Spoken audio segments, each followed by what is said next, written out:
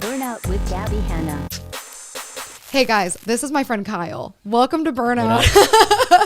Kyle, we've been friends for 2013. Yes, 8 years, going on 8 years. Wow. Kyle's been the homie for like 8 years. Time. We'll talk about parts of our friendship, but first we're talking about you took 10 days off smoking. It's always 10 days that people take off. Yeah, you know, a week's not enough. And 2 weeks is too too much. Is too long, yeah. Yeah. But it had become a lot for me, and it's more so with the vaping, like with the pens. Dangerous. Which I don't condone it. You know, I think you're way better off with actual flower. Totally, right? yeah.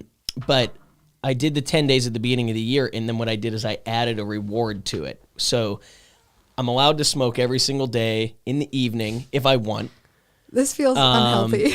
if I want. Yeah. But I have to read 20 pages in a book before I'm allowed to do that. Oh, that's great. Because my thought process is that, like, You're going to smoke anyway. well, and you know, so like I had the whole ADD childhood and whatever, and then now I found it as an adult and like doing business and stuff that if I smoke, then I can be more focused. I can do late night work, all that sort of stuff, right? Which is great.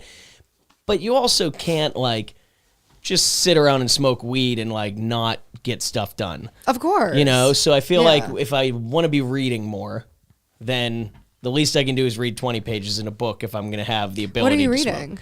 I'm like a 7 book at a time person. Your ADD is showing. Yeah, but like I have, you know, a couple business books. Like right now I'm reading a book called Venture Deals. It's surrounded around like doing venture capital deals and stuff. Of course. That's the most you thing. Which I think You know what's I so tried. funny? I tried to read when I was like 21 and I gave up on it I because it was swear too to hard God, for me. I was going to try to guess his books before he said it. And I was going to say, let me guess. You're reading some entrepreneurial shit. Sounds like me. Of course. What else you got? Do you have any other guesses? Outside of business, you have another Okay, category. outside of business. And I'll cheat. I'll let you cheat by knowing that I don't read fiction. novels. Yeah. Basically, Basically, it's nonfiction only. Like I know. autobiographies or biographies on people? No, like nonfiction. Yeah. Like yeah, he's not I'm reading Check nonfiction Pound Week. only, yeah. Yeah. So I won't read, like I read Harry Potter way back in the day, but never again would I ever fall into like a Harry Potter like series. Yeah, totally. The only fiction I really like is reading I always say, I think it's Palahniuk? Palahniuk or Palahniuk. I always said Palahniuk. Chuck Palahniuk, but I could have been wrong. Whatever. About, so I don't know. He wrote Fight Club. Oh. And his other books are also phenomenal, but Yeah. I'm on the same page. It's definitely an ADHD thing. Or also, I have to talk to you something later. Speaking of not on ADHD, camera. you didn't guess the other category. Oh. Okay, so you're definitely reading some like mind, body, spirit shit.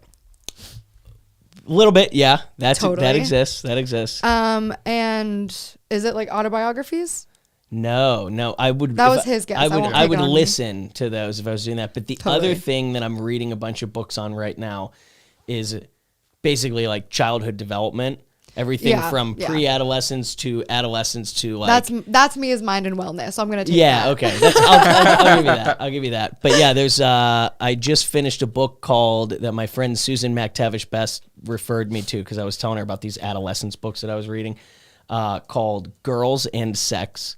That's about, you would enjoy it a lot. It's about the adolescence experience of like a young woman coming of age. Why and are like you reading that? Because there's a counter book that I'm now reading called Boys and Sex that's Got it. about adolescence for boys in that whole period or whatever. Yeah. And I figured I know a lot more about being a boy than I do about being a girl, so I would read the girl one first. That's so interesting. I actually would read both too because it's such a weird experience. Like our childhoods were so different just on the fact that you're a boy and I'm a girl. Oh yeah, absolutely. Wild. Even though we're both from Pittsburgh though, so. Yeah. But I didn't grow up in Pittsburgh. Dude, Kyle and I have followed each other through life on accident. We met in Cleveland. We're both from We did. Pittsburgh area. Both came to LA. Born Cleveland. My God, born Pittsburgh, raised Cleveland, and then when we met, I was like, "So you're from Pittsburgh?" And she's like, "Yeah, but I don't live there right now."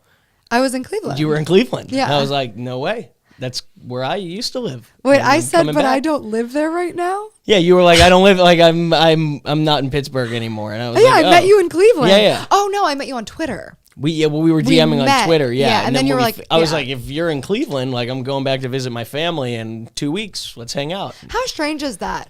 I feel like... And you lived, like, right around the corner from where I was living in Cleveland at that Yeah. time, Whoa. too, which was crazy, too. But we met on Twitter just because you like tweeted at me when I had like maybe 300 followers on Twitter. Or Yeah, I think you were so going small. on Vine, though. I think I saw was on your Vine. Vines, Yeah. and you were, like, picking up steam there.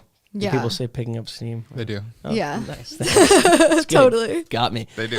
And then, yeah, I always find that fascinating with people on social media. Like, you blow up on TikTok, as I call it, but then you don't. As you call it? TikTok, What? Snapchat, TikTok. You're putting the wrong emphasis on the wrong syllable.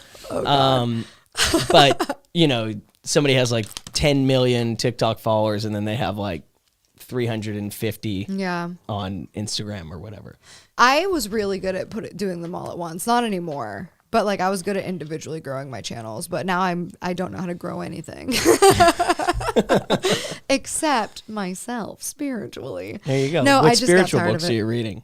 Dude, Do you want to hear about a book called Girls and Sex? Yeah, I do actually. I do. Like, what made you pick up those books? Well, because I've been reading the, like various like adolescents, like where is Why are society you going so wrong? interested right now? Because I feel like there's this big movement behind, whether it's women's rights, Black Lives Matter, like all this sort of stuff, right? You're seeing all these Social. different like social causes, social justice, whatever, come up in our society front and center. And I'm kind of like, okay, this is all really good stuff, but like, how did we get up? How did we get here, right? Like, You mean to the point where people are being oppressed? or yeah, to the like point where of- do things get messy to begin with, yeah. right? And logically, to me, it's like through like, I guess as I've gotten older and I go back to the Midwest and I see my friends from being, teenagers and they're now our age, late 20s, early 30s, whatever. Some of them have kids. I'm like, you are basically the same child that I knew in middle school, but now like you have some children. Mm-hmm. So it caused me to realize that like this idea when you're a kid that adults are like they graduated to this new level and they know some stuff. It's completely ridiculous. Like, we don't know shit. Yeah, absolutely. Yeah. Right. So I started like digging into that and thinking like, okay, well, probably things start going wrong in adolescence because like kids they have great spirits. And then it's like when you become a teenager, you're like, yeah, well, my dream would be to play in the NBA, but like I'm not tall enough, so I can't, and like that's where the realistic expectations come from, and like, something crushes their dreams or whatever. So I started digging into that and like what causes that and understanding the brain development and whatever. And What then did you I was, want to be when you grow up? I think when I you were a wanted to kid? be an actor when I was a kid. Oh, you honestly, you could have been because you look like an actor. Actor's best friend is what I go with. Oh, that's know, awesome. Yeah. Make it easier. You have like Tom And there was Cruise in a vibes. song though. back in the day, I think too. Actor's best friend. Yeah. I've I never. forget what song it is. I don't know. Just smile, come clean and relax. I don't know. Where are we? We're in your house. A lot of people run the stop signs around here, by the way. Really? I'm like, being a very safe driver. In my neighborhood? Yeah. And it's just like, That's I'm like, fucked up what if there because were a there's child? kids. There's, Yeah, and cats. There's a lot of cats in the neighborhood. there's a lot of cats Yeah. in this house. There are a lot of cats. Where's oh my god, I'm blanking. Baker? Oh, I was gonna say Buster, but yes, Baker. Buster would have been hilarious. I knew it was wrong. That's why I didn't say it. Where the fuck is Baker? Why don't you ever bring him? Baker he's in Ohio right now. You flew in yesterday? No, I flew in Saturday. My plan originally was that I was going to do the Super Bowl in Ohio and then I was going to fly back here today. But then I did like okay, well, if I just sneak in and nobody knows that I'm here, then I can get a couple days to like get reestablished and then like So you lied to me. I lied to you. It's okay. I was in Monterey. Where I are wouldn't the have. cameras? He's a liar. I'm a Damn. liar. So I guess we should tell them like about you. I don't know. What do you want to know? I don't know. What do you want to know about Kyle? You're the audience. I know him. You're the audience. Well, you mentioned you met over Twitter. And then what happened? Oh, we became friends. Just had. Well, that's. Was the friendship like tested? Was it ever? I don't know. Yeah. Was our friendship tested? Oh yeah. When? You hated me so many times. Oh no, I didn't hate you. No, it was never real issues. Like we just kind of like got into fights and like.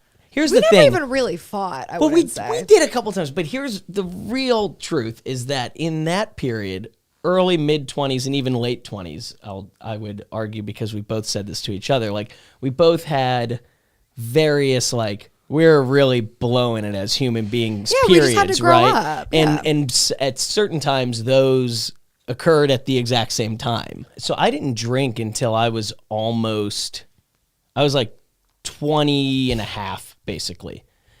And so like we get it. You were almost 21. My thought is always like there was a period where I was pretty keep the weed thing hush hush because I have like kids that like keep up with my life and I'm trying to be a good role model and stuff. But then I was like, man, I'm 30 years old. Like this is an adult thing. It's like I think it's appropriate at a certain age. It's far and better for you than drinking, especially drinking as regularly as society, highlights it as being acceptable. I had the balls to say this exact speech in a vlog, and so many people were like, marijuana is absolutely bad for you. Because here's the thing, if you inhale anything, yes, it's bad. When you're comparing it to alcohol, I don't think there's even an argument. And man, did I used to drink. When we were in our like early 20s, I drank so much. Way too much. And now like do you even drink anymore? I barely drink. I drank a little bit of champagne on New Year's Eve, and that might have been the last alcohol that I've had. No, yeah. I drank this past weekend on my birthday just because here's the thing. I actually think that there's something in my head, like there's definitely a lot of alcoholism in my family, so maybe that's it. But whenever I drink, like I can never just chill. Like if I have a drink and feel a good buzz, I'm like, of course we have to keep drinking, and then I drink way too much, way too fast every fucking time. That's okay. So I have this friend. She was my best friend from like kindergarten. Her name's Megan Perry. We grew up in Strongsville, Ohio. Don't call her out like that, Kyle. So I only do that because she'll love it when she sees us. So what up, Megan Perry? So Megan and I. She hits me up. This was the last time I drank. Before I left Ohio, she hit me up and she was like, hey, we should like get some wine before you leave. And I was like, great. So she leaves her kids at home with her husband, John, who's a friend of mine. He's amazing. Because he is the warrior of this night. So she and I go out and we have a bottle of wine. What up, John? We have a bottle of wine. And then I'm like, okay, this is great. We had a great conversation. We had a perfectly acceptable buzz. The night is over. I'm going to be asleep by 10. And then I'm like, well, should we have another glass? She's like, I could have another glass. So then we order another bottle. And then she's like, are you going to come over and see John? And I was like, I guess I am. And then John's like, you want a beer? I'm like, I want a beer. And then now all of a sudden it's 3 a.m. and I've drank all these Bud Lights. And how did this even happen? Yeah. That's the issue. Exactly what you're describing. Yes. That's the issue. Dude, it's with so this, you'll hard. Be asleep. Yeah, 100%. Or I can smoke like really late and talk. But like, there's something that like clicks in my brain because like right now and every single time I say don't drink too much. Like you just want to have a good time. You don't want to get sick. And then as soon as I'm a little bit buzzed, I'm like, fuck yeah, let's go. I don't love this strain. Why? I don't really love the way I feel right now. What are you going to do? I'm just going to wait till it like wears off a little. You want some gum? Maybe. This is the best gum in the world. I think it might be rough in the microphone, but you're going to take some, aren't you? Or we're just going to both fucking chomp it on gum. You don't have any idea what you're in for with this gum. Oh, God. I've probably had this. What is this? Polarize? It's called ACT Dry Mouth Gum. It's in the like elderly care section of CVS. It fixes dry mouth. Shut the fuck up. But now you can hear it. I mean, I'm new here. I've never done this before. So yeah, you're right. Woo! we're talking about my fave, Function of Beauty. I've been using them for years, and my hair is in a really, really happy place right now after I very much overprocessed it, getting it to platinum. Yeah, I needed a little help. We all have goals to, Freddie, be healthy, find a work-life balance, and honestly improve our hair. Function of Beauty is a world's leader in customizable beauty, offering a precise formulation for your hair-specific needs. You take a quiz online, and there's so many different ingredients that you can select depending on what you want for your hair. So I always end up picking ones that are for moisture and strength. All of the ingredients are vegan and cruelty-free. They never use sulfates or parabens, and you can get completely silicone-free. There are over 54 trillion possible formulations. Never buy off the shelf just to be disappointed ever again. Go to functionofbeauty.com/Gabbie to take your quiz and save 20% on your first order.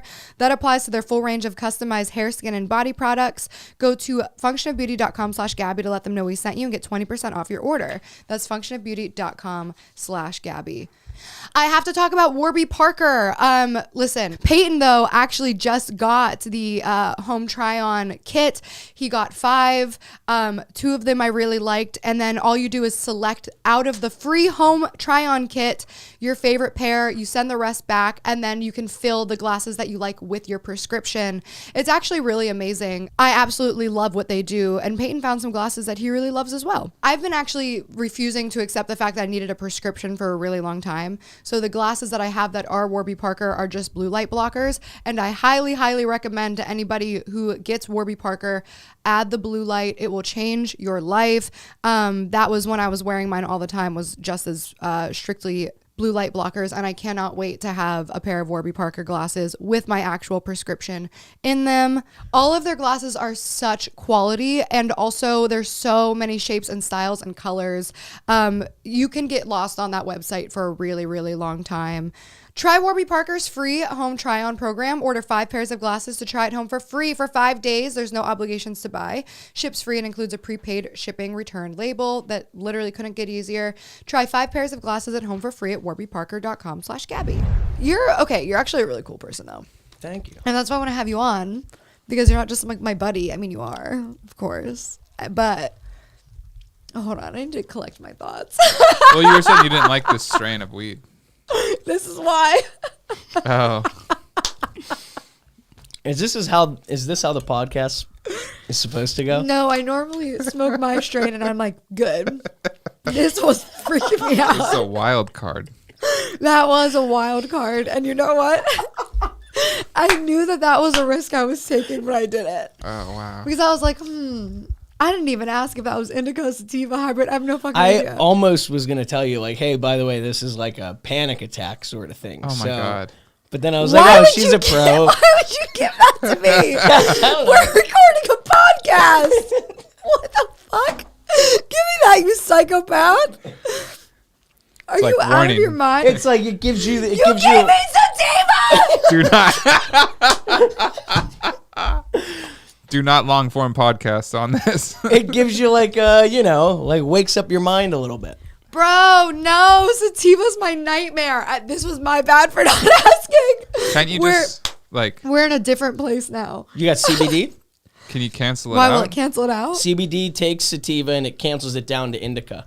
Interesting. Yeah. What? So if people have like a CBD edible and they're all freaking out and they're like don't know what to do, they feel super uncomfortable. If you just take straight CBD, Will you do me a favor? Will you go in my cabinet? You know where there's all that like random like pills and shit? Just like it's like down middle. It's so messy in there. So terrible. Wait, in your kitchen? Vitamins and shit. Yeah. Yeah. I think there's like a basket or something of CBD products. Can you go check that out? Okay. I'll try to find it. I don't know what. I know where your glasses are. Dude, my laugh changed when I started taking vocal lessons. Isn't that fucking weird? And you started pronouncing vocal differently. Vocal. I'm working with a vocal coach. I fucking love him. And I can't believe how much my voice is getting better. And I'm also really mad at myself because I talked about this in a vlog, I think. I didn't take vocal lessons for years because I was like, mostly because I was depressed, but it was mostly also like, oh, everybody says like I'm not going to make it and I shouldn't be trying. So like, am I really going to dedicate all this like time and money into like vocal lessons of myself so that at the end of it, I can feel stupid? You know what I mean? Like, that's how I felt because just the way that people... like talk to Little me. sabotaging Yeah. experience. It was total self-sabotage. I have a lot of saboteurs. Have you ever read about them? No. I wish I knew more about them to talk about on the podcast because they're so interesting. I should have the woman who taught me it on this podcast. I should see if she comes on. But there's like 7 or 9 saboteurs or something, and one is like being a victim, and one of them Okay. is like being like making excuses, like making up stories. Like there's all these different things that like stop you from achieving your dreams and being a better person, essentially. Probably the most interesting thing that I learned in 2020 was I started working with a professional life coach. The number one thing that they teach in their curriculum or methodology or whatever, right, is whatever you believe, you prove. Yeah, totally. That's simple. Totally. And it's the most true thing in the world. Yeah. So if you're like, Yeah. if the reason you're not doing it is because you're like, oh, like I'm going to be a failure, so it's not going to work out, then like you're definitely going to be a failure. Yeah. But if you take the yeah. approach of like, I'm going to do this, you got some CBD products. You know what's really funny about this gum? This gum, isn't it a lot? I'm about to get rid of it. Well, you said it's for dry mouth? Mm-hmm. Bro, all gum does that. No, not like this. This is My like a mouth never-ending waterfall. That's not what I feel. This is not some Willy Wonka ass shit. This is just like This a piece is of the fucking, everlasting This gobstopper. is like polar ice. What's it called again? The brand? I think it's called ACT. Dry My mouth gum. is- We my should mouth get you feels all drier. every brand that I mentioned. Let's just I get a just brand talk deal. shit on them. They're not going to sponsor me. Well, she didn't mean it. It's real good stuff. I mean, It's good gum. It's I just gave her like, sativa. Please, she knows not what she says. we're back. Or, depending on where we cut this episode or how we decide to do it, Welcome to us for the first time. you're either seeing us for the first or second time. This is my friend Kyle. We've been friends for 8 years, and that's sick. That's great. It's been a good time. What I didn't tell you about on the first try is kind of what he does, which is, dude, Kyle, the number This is of gonna be times, so good. the number of times that you've given me your exact job title, and I'm still like not exact, but you're like, yeah, I do this and this, and I'm like, okay, word. It's like event coordination, and you do something with musical shows. Yeah. And are you also managing an artist now? Is he like your? I am. Yeah. Okay, cool. Yeah, it's Tell I mean, him. you asked the most painful question for sure, because it's always, I've had like a constant battle of when people say like, oh, what do you do? Like, how do I answer that? Because it's not like a simple answer. So what I've been going with now is that I'm just going to start telling people like, I'm an investor. Oh wow! Because That's like awesome. I invest money into stuff, which I do for sure. But then like with the various businesses that I've owned, a lot of them, you know, I've founded and serve on the executive team still currently, and I'm helping run the businesses. Like those are kind of like investments as well. Just, you know, instead of me necessarily putting money into those, or in some instances I did, it was like time. Mm-hmm. And then with the artist management, I see it the same way. So like with managing Artie, and that's really the only like music thing that I'm working on, right? But like managing him, I see that much more as like a long-term play. It's not like, oh, I want to get as many DJs that I can manage and then like make 10% or whatever of what they're making, and like that'll add up. I see it as like, who's somebody that's a smart business person that also has a talent in this arena that I can align with and really build stuff over time. So what do you do for Artie? Do you do his like emails, deals, bookings? It's like we're business partners in everything that happens around him. It's like if he's the CEO of his world, then I'm the operator. How deep does that thing go as far as candy accessibility? So much more than I was expecting in there. I got a send a cake and from Peyton's parents, and in it was a bunch of candy. Nice. What's your favorite? Twix. Sorry, that was an abrupt subject change. I didn't mean to. Twix is the only candy with the cookie crunch. Do you not eat candy? No, I don't eat candy. I mean, I'll have a Kit Kat. I normally You like don't that, eat Sam? candy like this, but I'm on a bender from my birthday and I haven't broken it today. That's true, and it's been a day, so That's what I'm saying. yeah. So like, I ate like shit all weekend. What's one more day? I'll get back on it. That's good. Right? I feel that. I was going to start off my 30s. I was like, I'm going to go into this healthy mindset, exercise, eat well. And then I woke up and ate fucking brownies. So I was like, you know what? I'm going to exercise, self-forgiveness, being easy on myself. I think I've hit my limit. We're disgusting. Do you hear the chewing? She's about to say, I think I hit my limit with half of a candy bar. No, I have to take a break again. But We're never going to finish this. This is the episode? longest 4 minutes of our lives. And here, by the way, you're like, what do you do? And I'm like, oh, you got 25 minutes. It takes so long. And then here we are diverted for 2 minutes. And then we're not even 5 minutes in. fuck. You know I hate spitting when I talk.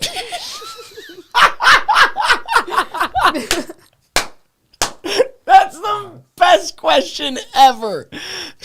Because, dude. I could give 1,000 reasons why I might think you hate spitting while you talk, but please tell me what was on your mind. What do you think number one is? Number one is because it stains stuff. No. Okay, because you were chewing chocolate, and I thought you No. spit chocolate on your. For sure did. Man, No. imagine how funny that would have been if I got it right. The thing I hate is you have to acknowledge it. Oh, yeah. Yeah, I do that. I'll be like, as I just spit food across the table. So anyway, as I was saying, Yeah, you have to, and that's why it's more awkward. Because you can't ignore it. what was the most awkward situation? I'm running the podcast now. What? Honestly, I need help right now. You're hired. I'm hit. I'm hired. You're hired. We just discussed this. You are back. I'm back. But I want to know, what was the most awkward one of the food spit things that you had? Dude, they all suck. What do you mean? So you don't want to have one in mind. Which first date where you're eating and talking to somebody for the first time? That's Spit City. Oh my gosh.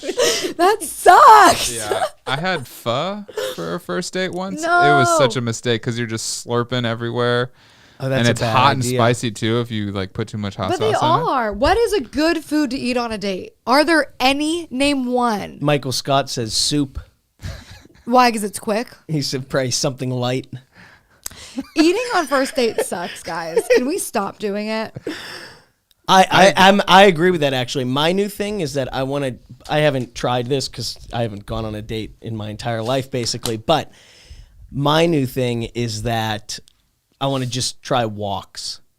But but I haven't run that by a woman yet because I wonder would the love woman it. be like, oh well, is he gonna like kill me in a park or something? You know, like does that seem Not if it's a public place. okay? That was my thought. Like, hey, want to go walk through like a neighborhood in Beverly Hills or something? No, I wouldn't do that. No? Time of day No. is important too. Time of day. Yeah, but I would never just go on a walk with a I guy. like looking at houses, Where though. your murder house, is that the address you're giving me to meet you at? Like, that's awful. Take me to Runyon, you psychopath. There's a lot Coffee. of Well, that was the perspective Walking. that I needed. well, there's a lot of like there's a book on it called The Hidden Staircases of LA, and there's in like I love this. old neighborhoods in LA before there was like a lot of I guess roads that you can get through the hills. There's these like staircases that people would travel to from like Sunset Boulevard to like they lived in a back neighborhood. So there's a book that I remember seeing of like the hidden staircases all around LA. That's amazing. So, but they're I like would big I would do staircases that for though. sure. Like if you're gonna go on that date, like be prepared to like, oh god, let's just take a break, Totally. Yeah, but that low key sucks because like also when you're first trying to talk to somebody and you're like, Hey, how many So, stairs can you climb? And they're like, what? no, but it's just hard to As like you're catch going your through the breath. book. Guys, here's good first date ideas. Honestly, like coffee and dessert. That's a good one. Third Love! Oh my God, I really love Third Love. I actually need another Third Love bra. I have the t-shirt bra. That was the one that they recommended to me. Oh, that's their #1 rated. That's what I have. I have the classic t-shirt bra. I wear it a lot. I love it. It is so comfortable. I have really asymmetrical boobs. This one is a full size bigger than maybe 2 sizes. This one's a C and this one's a double D. Yeah, dude. And they helped me out with my sizing and my boobs look so good. They also have really great straps that actually do not slip down, which is such a godsend because I also have asymmetrical shoulders. It's a whole fucking thing. This heavy ass boob likes to... It's a lot. So you take a quiz online, you tell them basically the problems that you've had with bras in the past, what you're looking to correct, what your current size is, what your boob shape is, and then they recommend a bra for you. And then they send it to you, and if you don't like it, you send it back. And then they take that bra and they donate it to women in need. And you can do that until you find your perfect bra. I really actually love Third Love and their service. I just think that like... as somebody who's like had so much struggle buying bras, like I will wear the same bra for like 2 to 3 years to avoid having to shop for bras. And this has really taken that out of the equation for me. So I love what they do. I love how they do it. Yeah. Wait, they have loungewear now? Whoa, introducing the much anticipated lounge by Third Love, designed in luxe, easy to wear, mix and match styles, your official uniform for anything you feel like doing. The couch from weekends and outings, loungewear that's made to fit everywhere. Premium cotton fabrics available in drapesy, easy fit. Wait, I want to look. Third Wood. The coziness jumped out. Oh my God, look at this. Oh, I need this. Hey. Third Love knows your one true fit is out there, so right away they're offering my listeners 20% off your first order. Go to thirdlove.com/Gabbie now to find your perfect fitting bra and get 20% off your first purchase. That's thirdlove.com/Gabbie for 20% off today. And this episode is also sponsored by Apostrophe, a prescription skincare company for people that are ready to take their acne seriously. I've had some pretty crazy skin issues.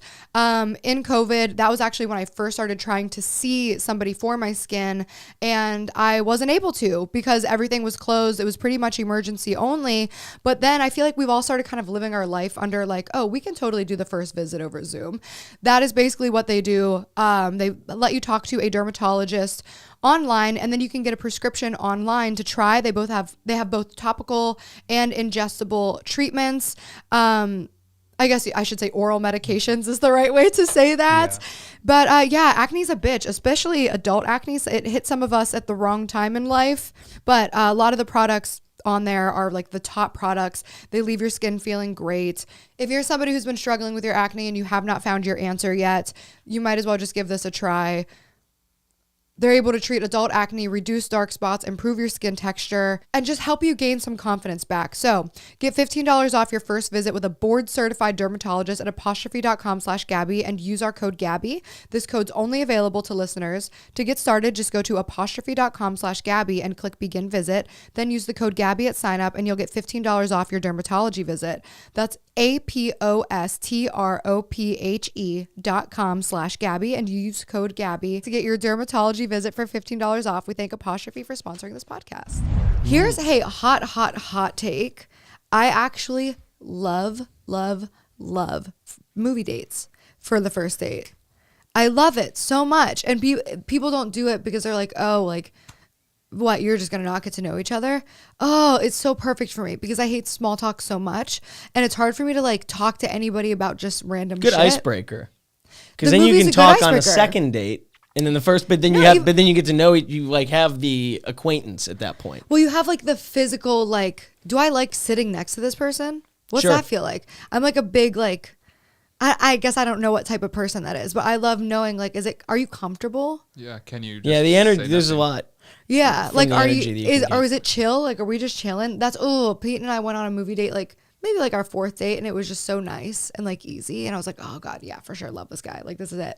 But like you immediately have something to talk about, so you meet up, you like buy the tickets, you're making like a whatever amount of small talk, you sit in the movie, and then immediately it's like, what'd you think about that movie? Yeah, you get some time I hated off. this part, I love this part, oh my God, I hate this director, why this director's so overrated. Like it's natural conversation, right? I mean, I wouldn't know anything about any directors, but well, I get your point. Me neither, really. Like anytime you've asked me, have you seen this? Like the answer is always no. Like I don't see anything. I don't see anything. Why? You don't like to consume? If I had like a film like guide or somebody was like, yo, we're watching this, I would go along with that. Series I've kind of like killed because I can't do the time commitment. Totally. It's my same reasoning with like novels. Yeah. I'm like, if I have this much time to watch a series, then I'm not like learning enough or something like that. Peyton wanted me to watch a series with him because he wanted me to watch season 2 with him. I felt so bad because like we don't get to spend, I mean, when you're in COVID, like quality time together doesn't feel like quality time in the same way. Sure. Because like you're together so much that you kind of lose those special moments. You know what I mean? That's why trips are so important and stuff, because then it's like we're like walking around with each other. Like our neighborhood's boring. We used to go on walks all the time and now we don't, because it's like it's a There's boring too many people walk. running stop signs, as True, we talked that about too. earlier. Yeah, but just Unsafe like, place to walk. oh my God, my mouth is so dry. I wish that gum worked. This is the greatest gum. You want some? Honestly, I guess. Are you sad that it's almost gone now?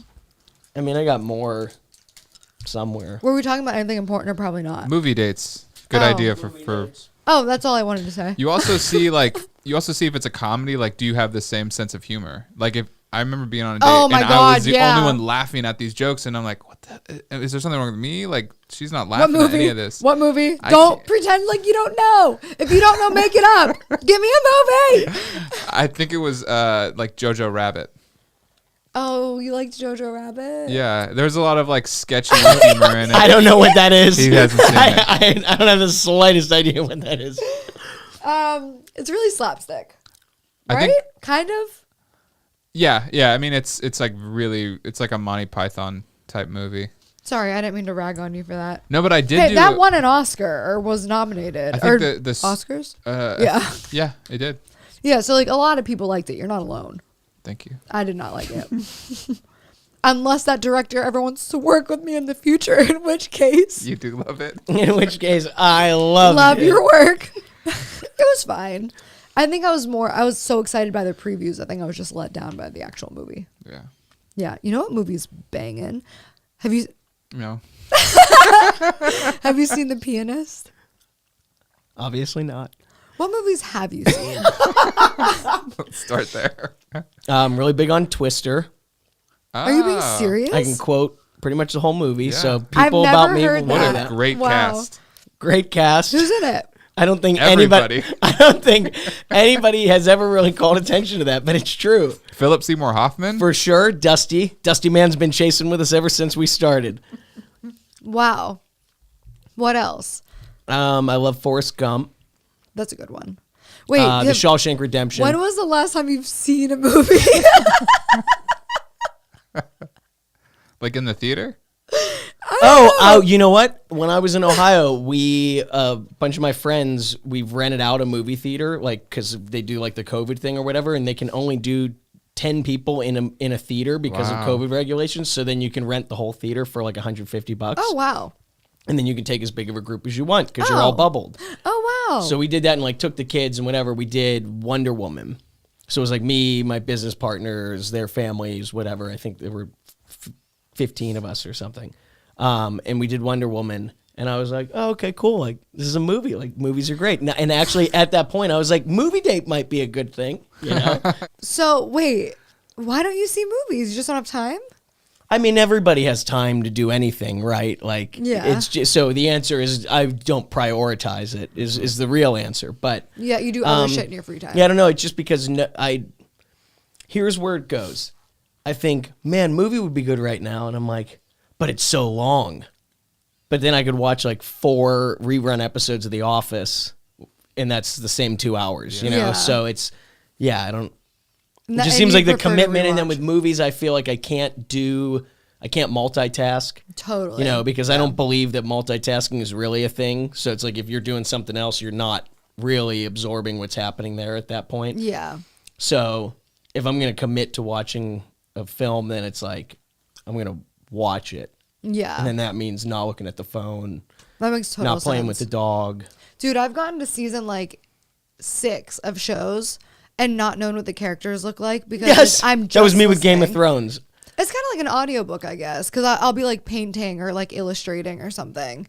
And that was when I first started allowing myself to watch TV again. Because I used to be like that, like you, where I was like, I don't know anything because like the reason I was so detached from music for a long time, I think I talked on a recent podcast where I was saying like, I stopped listening to music for a long time. There was a period. And it was because I care so deeply about music. Like when I got into music, I was digging through pure volume. Like I was the person who was obsessed with finding the music no one else heard.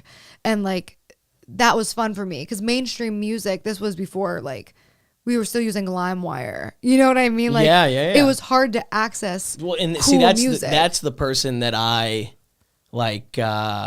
That's the person that I would love to follow. Yeah. Right. Course, so that's what I need for film. That's what I always need for music because I always I like everything as long as it's good. Like, dude, I'm not genre specific. No, same. I discovered Panic at the Disco on pure volume. I discovered Panic at the Disco on MySpace. That's what I'm saying. How crazy. And now look, they're fucking Panic at the Disco. Yeah, exactly. I and they love weren't that. back then. That was cool. Yeah, but how can you do that and like I don't enjoy music that isn't awesome. And that sounds so cunty and like especially as a musician, people are being like because like they're like your music's not awesome. Like I know, I have a lot to learn. Like I'm still growing, you know what I mean? Like I haven't found it yet. But like it takes so much to impress me to the point where I want to add it to my playlist and listen again. Like for sure I can hear music and be like, yeah, that's a good song objectively. Like awesome. It means nothing to me. It didn't touch me in any way. Sure. So like my music has to touch me. And that type of music takes a lot of work to find.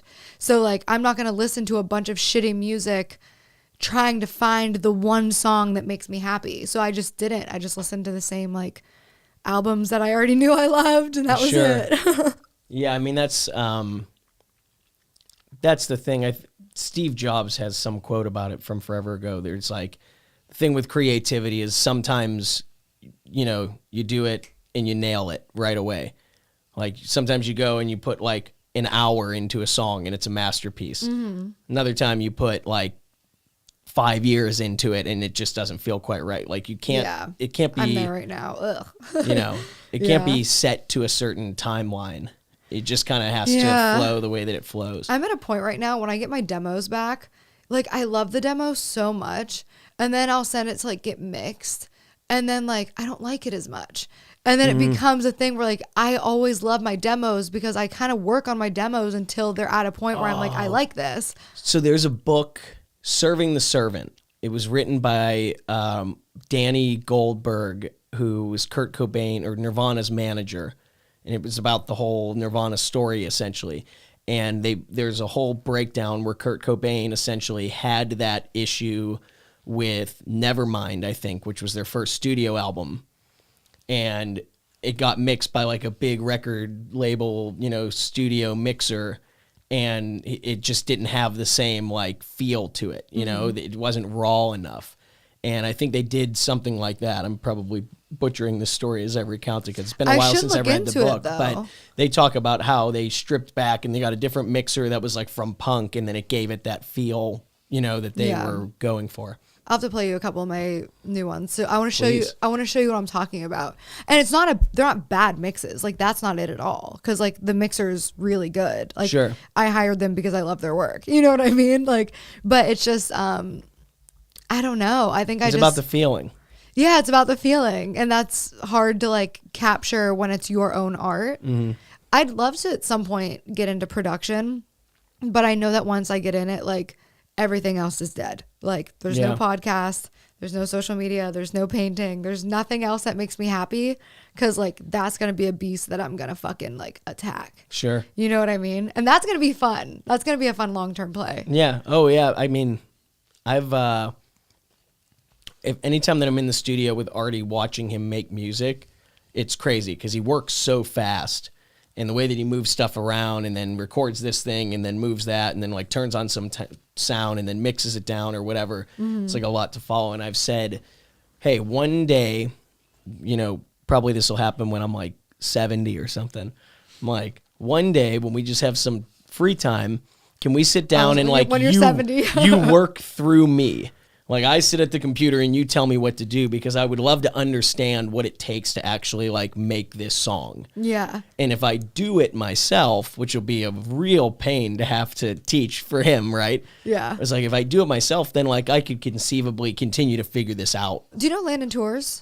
No. He's I just did a song. I was on his EP, and I was like, so fucking excited. I love his music so much, and like, he asked me to be on his EP, and it was like incredible. And, like, the song's out, and like people love it, and it's like awesome. You know what I mean? When did it come out? Like last week. Oh, cool. I think. did not know this. Then you don't watch my stories. I'm not watching anything, apparently. Where have I been? I missed the most important thing of the last week. No. I don't get on Instagram ever like that. But yeah, he's coming here. He's staying with me for like a week, and we're just gonna like produce a bunch of shit. When's that? That's awesome. The 16th to the 23rd or something like that. That's soon. Yeah. And I have a song that I just wrote his verse for today. That you're gonna release. Yeah, I already wrote it, and then I had the blank verse because I wanted a feature on it. And then, I was writing for him to be on a feature, and then I just never got around to like doing the verse, and we were just like sending ideas back and forth, and I was just like solidified it today. And I love that song so fucking much. It's gonna fuck. You have to tell me what it's called. Yeah, Silver Lining. It's actually Did cool. you say that before and I missed it? No. No, I didn't. But I started writing it in a video that ended up being the making of my song Happy, because I was trying to write a love song for Peyton, and we were trying to co-write it, and I like killed it halfway through. And I was like, I'm just not feeling this. Like, it's not the direction I feel like doing right now. So then we started over, and I wrote another song called Happy, but I couldn't get the melody from Silver Lining out of my head. So I was like, I gotta fucking use that melody. So then when Landon asked me to be on his EP, I asked him to do a song with me, and I was like, I have Silver Lining half written.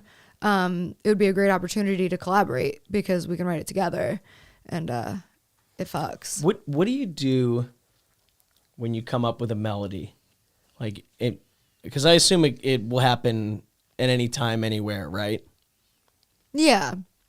And I also, so like, do you like record a voice memo on your phone, or do you just Oh, hundreds and hundreds. Because like sometimes Artie will send me a track and be like, hey, what do you think of this?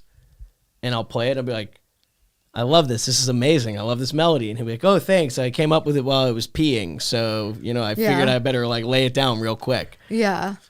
What I've learned though is my voice memos are kind of worthless. Really? Because I only ever use the melodies that I can't get out of my head.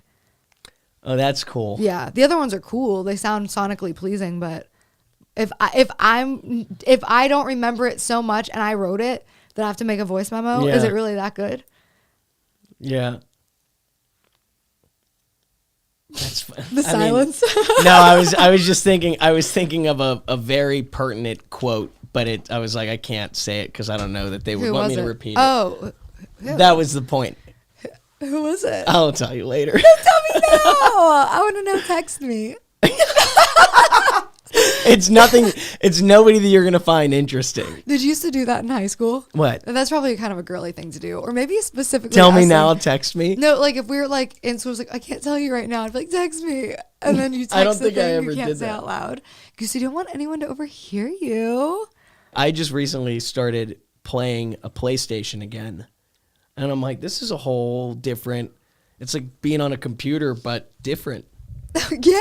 It's like its own computer. Like this is like a new operating system.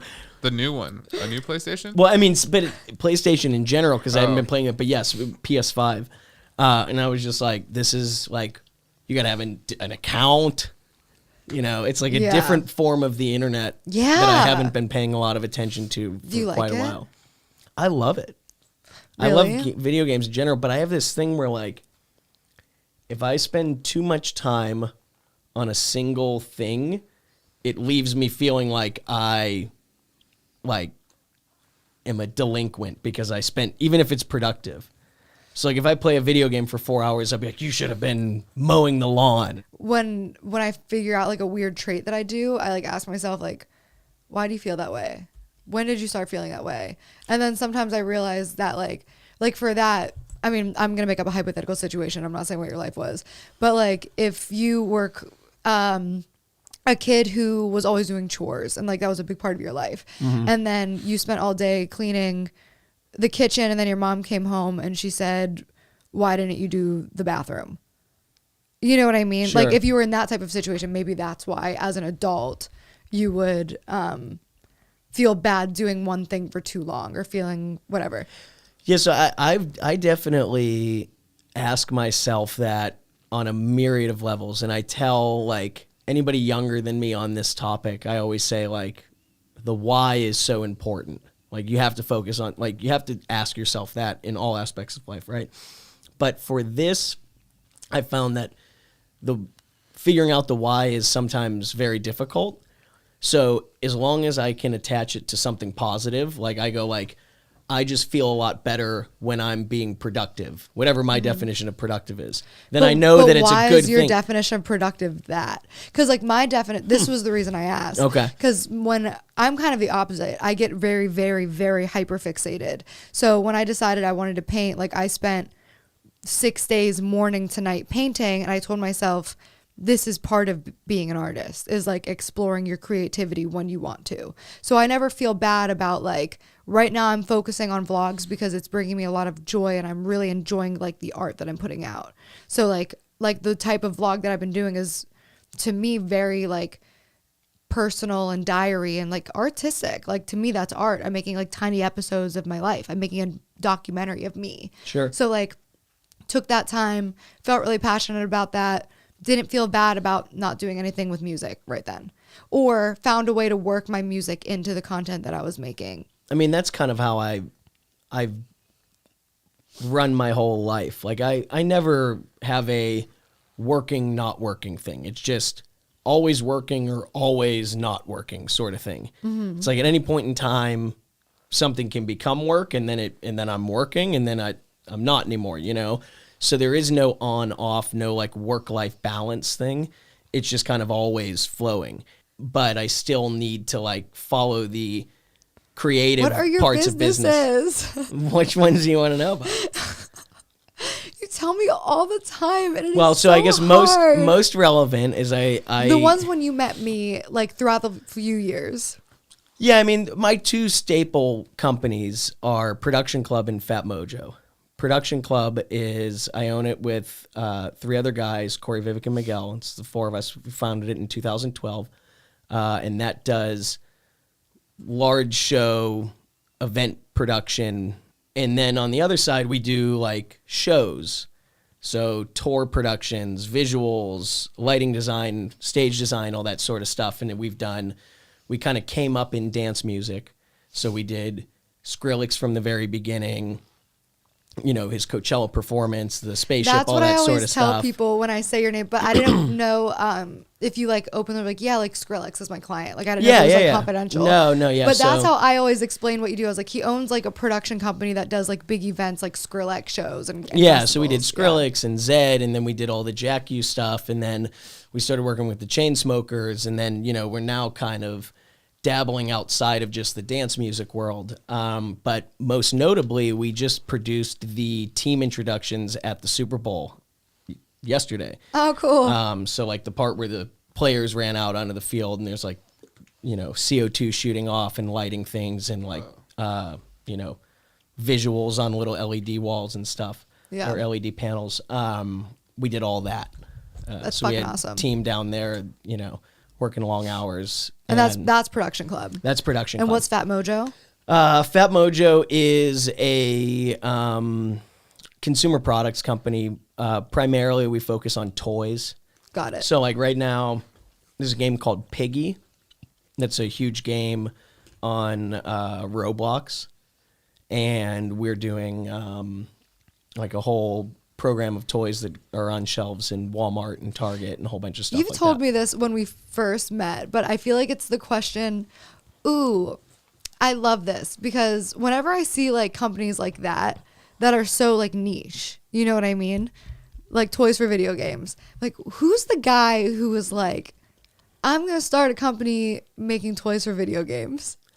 Like what made you do that? I mean, well, so really, one of my business partners in Fat Mojo, a guy named Jason Krause, who lived on the street that I grew up on. And this is how I got started in this whole business. And he founded a company in the late 90s or early 2000s or whatever that did T-shirts for video games. And I remember when he told me that, I was like, that's such a dumb idea. Like, nobody's going to buy those. And then fast forward to like 2006, and I'm starting to work with him in that world.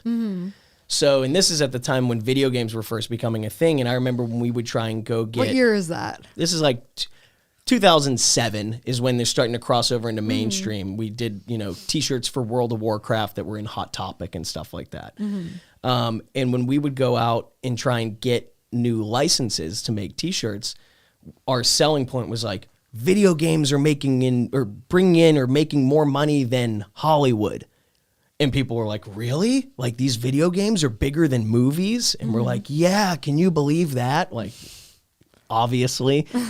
And, that was kind of the start of it. And then in 2010, this game called Minecraft started to happen out in the world. It started in 2009, but it started to pick up steam at the end of 2010.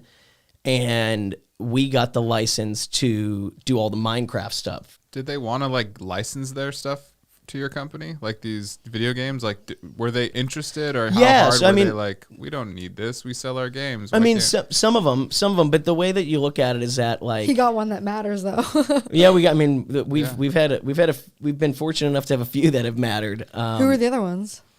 We brought to market. After Minecraft, we brought to market toy program for Five Nights at Freddy's. We brought to market a toy program for Bendy and the Ink Machine, and these are all kind of like underground. No, Five Nights at Freddy's hits, huge. that have gone big. Yeah, exactly. Yeah. And then we have this game Piggy now, which is kind of in that same vein, which is also. I feel like I just heard somebody talking about Piggy. Was it you? Yeah, it was me like 5 minutes ago. No, I can't tell if that's what I'm thinking of. I feel like somebody else was talking about Piggy. And probably it's definitely having a big moment right now. Or is it a grown-up game? Grown-up game? That's Yahtzee? That's how long it's been. He's like, are you kids playing Yahtzee? And they're like, no, Gabbie. That's a grown-up game. Oh my God, that's how long it's been since I've played games. Is since there were games I want to play and grown-up games. I'm not a big games person. Does that make me boring? No, I don't play any games either. I know people who love games. Live and die by games. Not even video games, board games. Oh, wow. Yeah, and I don't think it's a bad thing or a weird thing, but it's crazy how much I don't want to do that. And then somebody else loves it so much. It's a lot. I have a great time every time I play a board game, but I can never be the person that has to read the directions and explain the game. I have so much respect for anybody that does that. It's hard for me to learn games. I think it's hard for me to learn games. And I ask dumb fucking questions. I'll be actually I don't even know what that game is called. But wait, why do you go back to what? Or whatever it is. You question the rules? Yeah, I there's it feels so arbitrary and pointless that I don't get the point of the game. You should design a game. No. I don't want to do that. I don't know. It's just games for me aren't that fun. I'd rather be doing or making something. What's your preferred form of entertainment?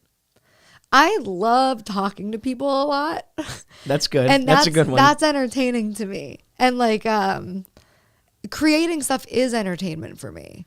So you know what I mean? That resonates with me as well. So that's that's where I'm going with it though, is that playing a game, watching a show, watching a movie, all that stuff is just a form of entertainment. And if you get your entertainment from starting a business, which is what I do with anything that becomes a hobby of mine. I'm like, well, why would I devote time having fun to this when I could make it a business, or at least concept a business idea around it that maybe I would do in 10 years or something. Dude. That's so ADHD. But I learn a lot. Yeah. Yeah, but you have to be super diligent about not losing focus.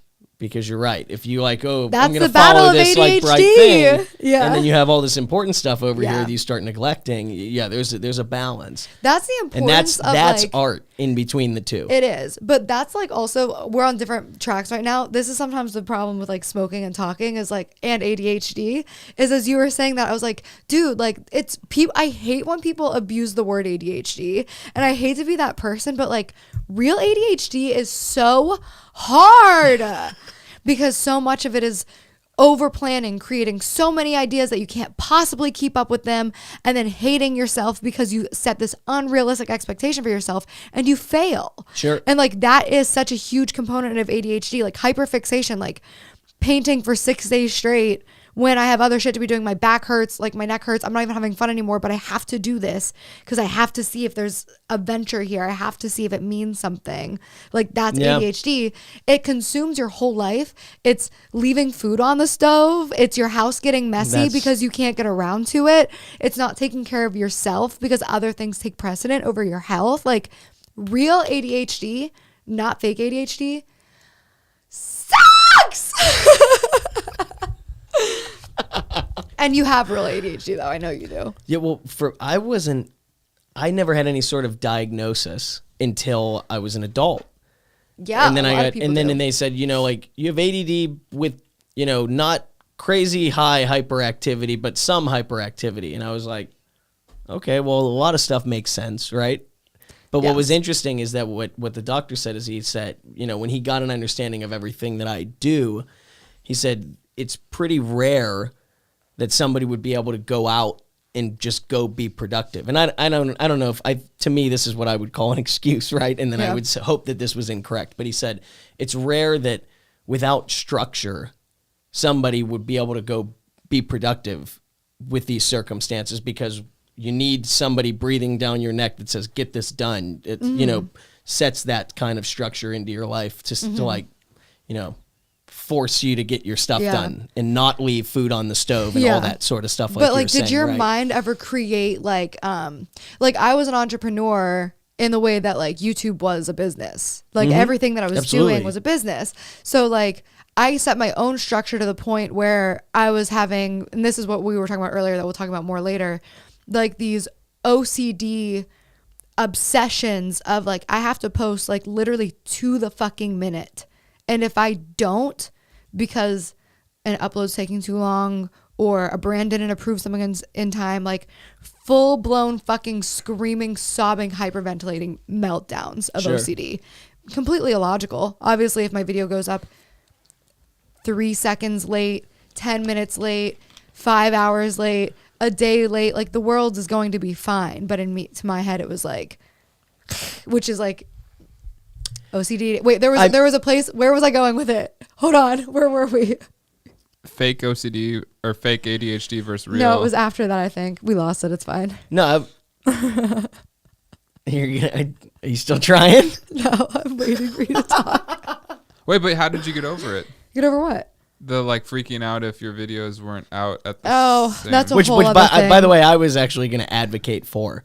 I was going to say like... Oh, the structure. We're in structure. Yeah. So I gave myself a structure with my mental illness was my structure. That's how I got as far as I did in my circumstances. But then I forget what we were talking about structure. Who knows?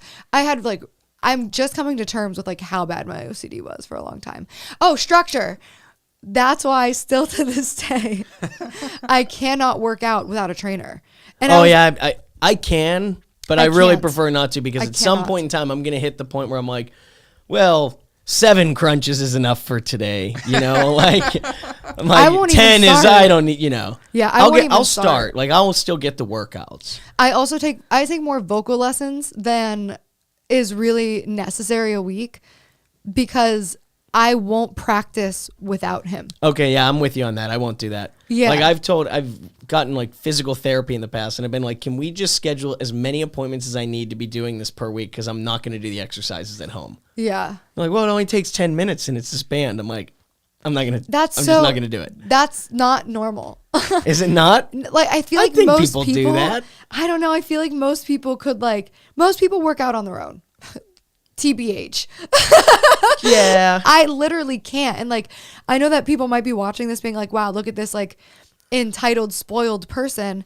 But like, I literally, when I was broke as fuck and didn't have anyone to hold me accountable, like that's the time that like I would have done it if I could, because I wanted to. And it wasn't until I could have a trainer who was actually holding me accountable, like nothing changed other than somebody there keeping me on pace, because otherwise like my brain's like gone, dude. Like being in a gym trying to work out by myself, I'll be there for an hour and a half and maybe we'll have like done like 2 arm workouts.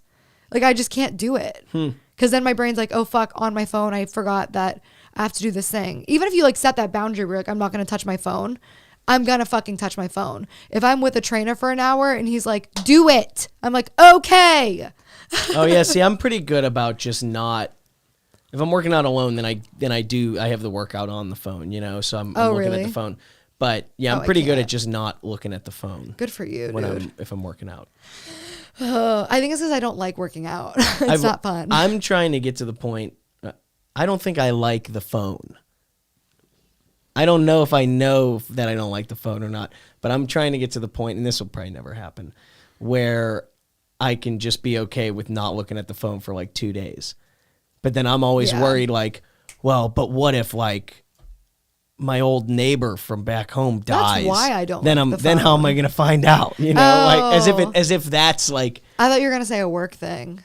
There aren't too many like emergencies that are gonna hit me that it's like this could have all been avoided if you had just answered the phone. Yeah. Can I tell you what I feel really insecure about right now? Tell me.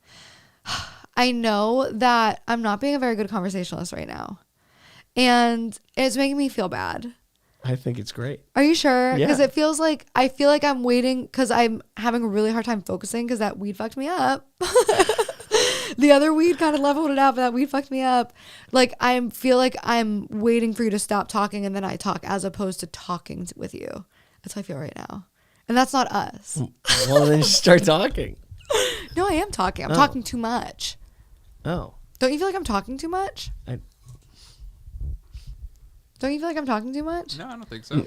I think that's the YouTube comments getting to me. I don't think anybody thinks that. No, the YouTube comments did do that to me. And I totally do understand. Who reads the comments? Everybody knows not to do that. No, they're not mean. They're really not being mean. They're actually like, they're giving me constructive feedback. Like they're not being an asshole. Like I know the difference between a hate comment and constructive criticism, contrary to popular belief on the internet. Everyone's like, she can't take constructive criticism. Like, no, I can. I don't like when people are calling me a narcissistic, sociopathic monster. I'm not listening to people. She's got the exact quote. Oh, it's been said so many times. And I'm also not like listening to your advice on how I should write better poetry when my poetry sells like shit, like crazy.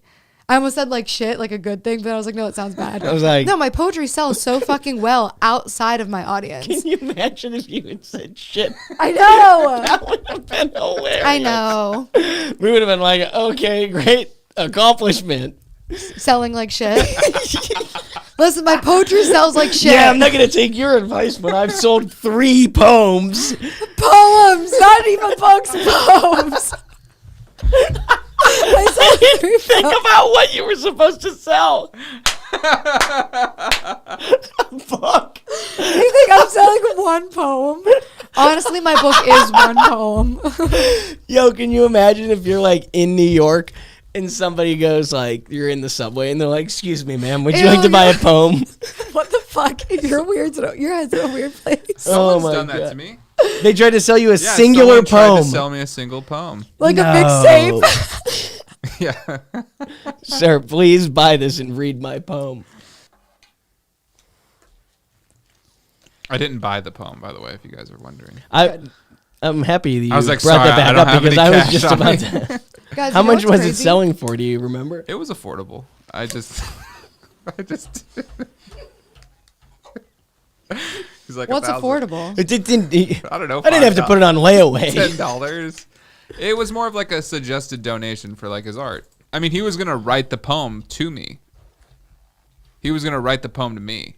It wasn't like, oh, I have these poems here. I was like worried that I was talking too much and you weren't like asking your poignant questions. I was like, am I cannibalizing these heavy hitters that are going to come at me? No, it was just flowing naturally. Okay. Yeah. No, so now you admit that the conversation was good. I never said it was bad, Kyle. What? I didn't say our conversation was bad. That was what this whole discussion was about, wasn't it? Is that what I said? I think you said you feel like you're being a bad conversationalist. Oh, yeah. I don't think you said the conversation Actually, was I think bad. that was the direct quote. Yeah, because not because I thought it was bad, because I I wasn't letting you talk enough, so I was being like rude and interjecting. So you admit that it was the perfect conversation. I think that I could have been a better conversationalist. Well, then I could have too, for sure. No, you were doing great. You were telling stories about yourself. This is so great. We all could have been better conversationalists tonight. No, how could you say that? You know what? Lesson learned. I think it's just the sativa. I think that set me down a bad path. How long do we think it'll be before, like, everything about you matches who you actually are? Not you specifically, but like us. Like, how far are we from like 100% transparency? I feel like I'm getting pretty close. Like, obviously, I right mean, now like, is a little off. like technologically more than anything. Like, you know, 1,000 years from now, everybody's gonna know everybody about everything about everybody. Yeah. They already kind of do. I mean, it's closer for sure, but you know, like, I don't know. I think that's the collective conscious, which would be aliens. So, okay. What do I say? How do I get out of here? Where can people find you? There we go. is that a thing you usually do? Don't forget to like and subscribe. No, I said, where can people find you? But then I was like, wait, Kyle doesn't really do social media. Does he want that? No, Kyle McCarthy on Instagram. Kyle McCarthy on Instagram. Baker Puppy on Instagram. And leave the podcast 5 stars. No, is that a thing? Did you say that at the end? And subscribe. That's amazing. I'll subscribe for sure. Fuck. Burnout with Gabbie Hanna.